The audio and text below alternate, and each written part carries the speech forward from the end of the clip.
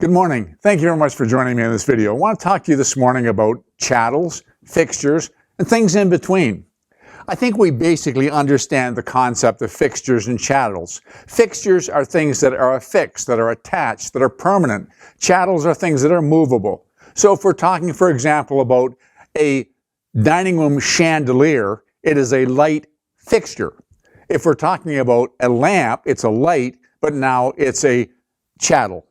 In fact, in French, the two words are, and forgive me, my French isn't really much. Hard to believe I lived in Montreal and I started my real estate career in Hawkesbury. It was 85% French. When I tried to speak French, not only did people not understand me, they didn't know it was French I was trying to speak. But anyway, the language words is movable and immovable. Movable and immovable. Movable is actually the word for furniture, a furniture store. Immovable is the word for real estate. And so they're saying movable is furniture and they're saying immovable is real estate. And that's really pretty accurate definition. And in our agreements of purchase and sale, we state that fixtures are included unless we specifically exclude them on the agreement of purchase and sale. We say that chattels are excluded unless we specifically itemize them on the agreement of purchase and sale. So number 4 and number 5 on our agreement of purchase and sale gives us an opportunity to exclude fixtures or to include chattels. But then there's something that's gray area. A classic is a dishwasher. On the listing, it says built-in dishwasher. The agreement of purchase and sale is silent, doesn't mention dishwasher. The deal closes, the buyer moves in, and lo and behold, no dishwasher. The seller took it with them. The buyer takes the position it was in the listing, it's built in, it should be there. The seller takes the position it's an appliance, it's a chattel, you didn't give me full price, and you didn't ask for it, I took it with me. So each one has a valid argument, but they can't both be right. So we've got a problem.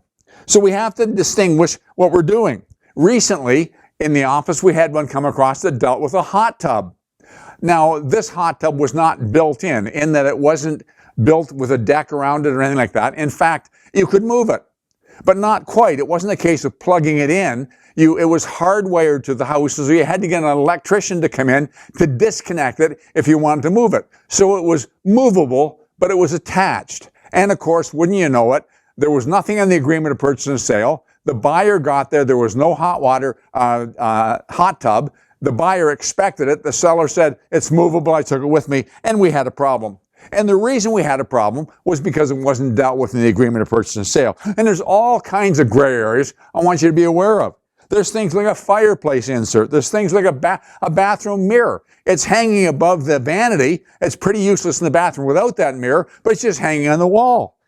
Central vacuum. You can disconnect the vacuum unit and leave the pipes in the wall. There's a garage door opener. There's a garden shed. There's pool accessories. There's a kid's yard gym, and we can go on and on and on. And all these things, somebody could argue that they're chattels, and somebody else could argue that they're fixtures.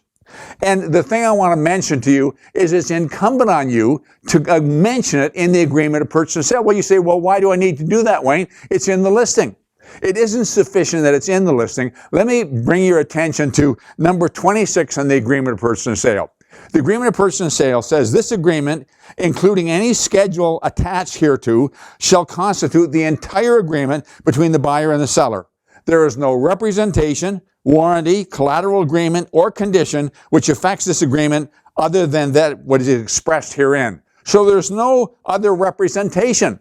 So the fact that the listing makes a representation about a dishwasher or about a hot tub isn't good enough. It's got to be carried into the agreement of purchase and sale. So when you are doing your agreement of purchase and sale, be exhaustive.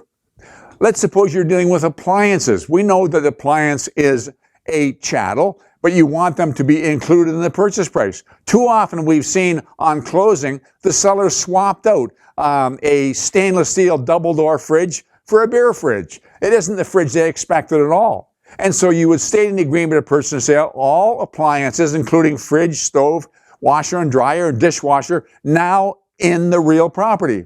And then I don't expect it would be prudent to pull them all out and crawl underneath and get serial numbers and makes. You could do that, but maybe if you put in now in the real property, take some pictures.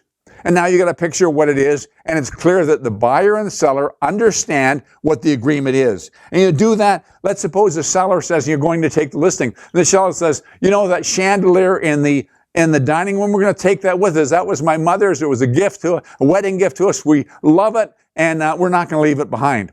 What you first of all should do is you should talk the seller into swapping it out now.